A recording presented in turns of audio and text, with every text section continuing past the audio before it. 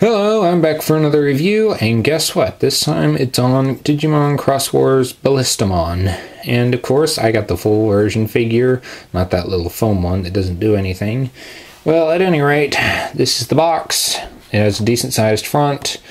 The top's pretty cool. It's the artwork from the front. That's about it. On the side, it shows Digimon and Shoutmon forming Cross 4 with Ballistamon, which of course came in this box, which is what I'm reviewing. The figure, of course, not the box. On the back, it shows how to make Cross 2, what is basically what he does, transforms, arm extends, cross loader, stuff like that. On the other side, it shows a small picture of Cross 2 with Cross 4 drawing. And of course, it's an official works drawing. On the bottom, it has stuff. I think a phone number too. Yeah, it looks like a... maybe not. I can't tell. I don't know how Japanese phones work. Don't have one. Well, at any rate, that's the box. And now onto the actual product. This is Digimon Cross Wars Ballistamon, or I should just call him Ballistamon, as y'all know what you're talking about, and I know what I'm talking about. At any rate, he's accurate to the show 100% because the show is based on this figure, or this figure was based on the show. Either way, he's pretty much exactly as he is in the show. And only noticeable difference is I think his horn may be a bit thicker in the toy. That's about it. Maybe not as long, I don't know. It's debatable. Well, he's pretty impressive as it is. His arms are fully articulate. He has wrists, which of course were there for transforming purposes only. He can actually move his arms up like this, and his arms are pretty impressive, I must say. They go out that far, they rotate like this, he can punch, he can do stuff with them, he can rotate them. His arms are pretty impressive. And of course both his arms can do that, so yay for fully articulated arms. This guy gets points for that. He's pretty well designed. For his feet, not so much. They go up like this, they go down, and they go back. So this, or this. Nowhere in between, because it's locked in to these positions. So that's how he rolls. Fully articulated arms, not so good feet. Just a close-up view of him there. See him from all sides. Okay, he's good. Well, at any rate, it wouldn't be any fun unless it transformed him, but before I do that, I'm going to go ahead and show you the Digimemory. This is Growlmon from Tamers. He happens to come back, and I'm not sure if he appears in the anime or not. I can't remember. I don't think so, but at any rate, he's just here. Wait, no, it's Gilomon. I can't believe I messed that up. At any rate, that's the Digimemory. It's not exactly one of my favorites, as I do have the cross-loader, and that one's not exactly one of the most powerful. But aside from that, transforming him is pretty simple. I have Shoutmon here. I'm going to show how to make Cross 2, since that's pretty much how I've been doing things, showing the transformations one figure at a time.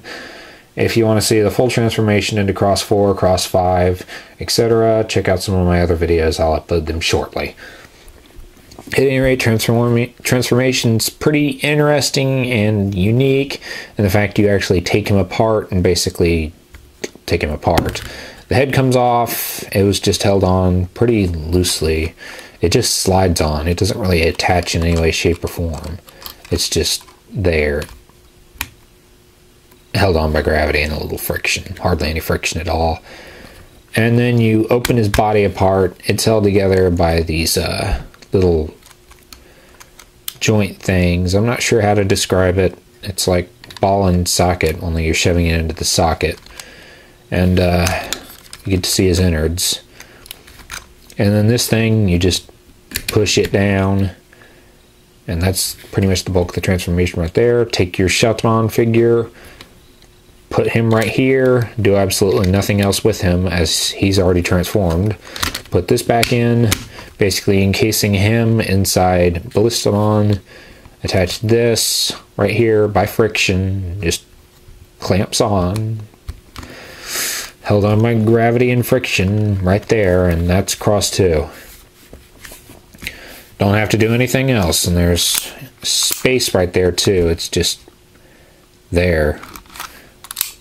And with his eyes staring at you, it's kind of like, hello, I got 4 eyes here. You can hardly see Shoutumon's eyes. They're there. They're not on the yellow part like in the anime. They're just there. Other than that, he's got his traditional thing. The nose points out in between the yellow pieces, so I suppose that's some help. Other than that, he doesn't do much. His arms are still there. He can punch stuff. He can get into it and pose like that. His legs still do squat.